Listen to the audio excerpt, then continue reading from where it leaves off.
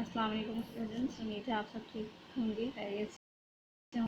Home work کی پہلی video میں نے آپ سے آزمائنے اور مختصر سوالات کے جوابات کاپی پہ کرنے کے لیے کہا تھا۔ اب نیکسٹ پیج پر تشریح دی گئی ہے، وہ دیکھ لیتے ہیں۔ تو سوال نمبر 3 ہے، اس حمد میں انسانوں کے نام کیا پیغام دیا گیا ہے؟ وہ اشعار لکھیے، ان کی تشریح کیجیے۔ اگر ایکسپلینیشن والی آپ ویڈیو دیکھیں گی تو اس میں حمد کی تشریح اور شاعر کا جو پیغام ہے وہ دیا گیا ہے، اس سے آپ کو بہت ہیلپ ملے گی یہ سوال کرنے میں۔ سوال نمبر 4 ہے، درج ذیل شعر کی تشریح شاعر کے حوالے کے ساتھ کیجیے۔ اسی کی انتظام و حکم بدلے ہیں، وہی ہے وقت پر جس نے ہواؤں کو ابھارا ہے۔ تو حوالہ دینا ہوگا، مطلب سب سے پہلے آپ کو یہ لکھنا ہوگا کہ اس شعر کے شاعر کا نام کیا ہے اور یہ شعر کہاں سے لیے گئے ہیں، ٹھیک ہے۔ اس کے بعد آپ تشریح کریں گے۔ سوال نمبر 5 ہے، کیا آپ کو فطری مناظر مثلا آسمان کا نظارہ کرنا، بارش کے مناظر سے لطف اندوز ہونا پسند ہے؟ فطرت کے کسی ایسے نظارے کا تفصیلی ذکر لکھیے جسے دیکھ کر آپ کو بے ساختہ خالق کائنات کا خیال آتا ہو۔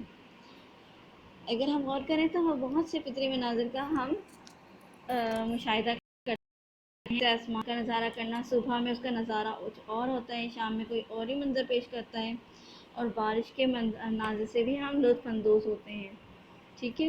تو اسی طرح کا جو بھی منظر آپ کو پسند ہو، جو کہ فطرت کا ہو اور آپ کو بہت اچھا لگتا ہو، اسے دیکھ کے بے ساختہ خالق کائنات یعنی اللہ تعالیٰ کا آپ کا خیال آتا ہو کہ واقعی میں یہ کوئی اور بنانے والا نہیں ہے بلکہ اللہ تعالیٰ کی ذات ہے، تو جیسے ہی اللہ کا خیال آتا ہو ایسے کسی منظر کا جو آپ کو بہت ہی متاثر کرتا ہے تو اس کے بارے میں آپ کو لکھنا ہے۔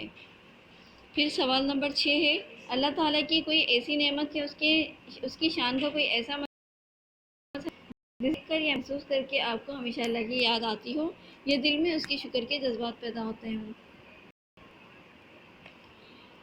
اللہ تعالیٰ کی بے شمار نعمتیں ہیں جس سے اللہ تعالیٰ کی شان اور قدرت ظاہر ہوتی ہے، اللہ تعالیٰ کی شان کا مظہر ہے۔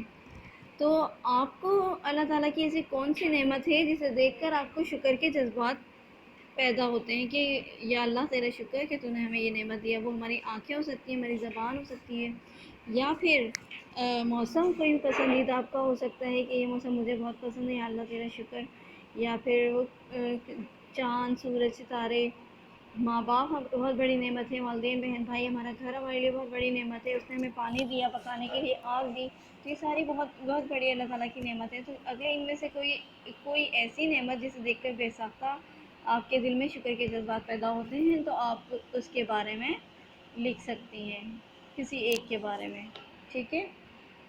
سوال نمبر 7 ہے، کچھ الفاظ کے اعراب بدلنے سے ان کے معنی بدل جاتے ہیں۔ درج ذیل الفاظ کے معنی تلاش کر کے لکھیے اور دونوں الفاظ کو اپنے جملوں میں استعمال کیجیے۔ سب سے پہلا ہے عالم، اس کے اوپر زبر لگا ہوا ہے، عالم، اور دوسرا ہے عالم۔ عالم کہتے ہیں دنیا کو یا جہان کو، ٹھیک ہے۔ عالم کہتے ہیں علم والے کو، جس کے پاس بہت علم ہو، ٹھیک ہے۔ جلانا مطلب کسی چیز کو آگ سے جلا دینا، آگ کی مدد سے جلانا، اور جلانا کہتے ہیں پیدا کرنے کو۔ تو زبر اور زیر کے فرق سے میننگ چینج ہو جاتے ہیں۔